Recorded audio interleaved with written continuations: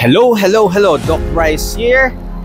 Monday, we have a convention, pediatric convention, continuing medical education. Tingnan mo dito. PPS here. Imagine nyo yan. Maraming lecture for Monday, Tuesday, and Wednesday.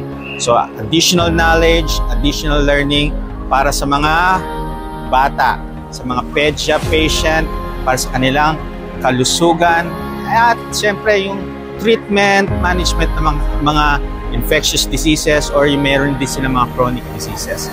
So, tara, tingnan nyo. Wow! Dito kami sa PICC. So, from Luzon, Visayas, Mindanao, dito yung mga pedia doing their additional learning and knowledge.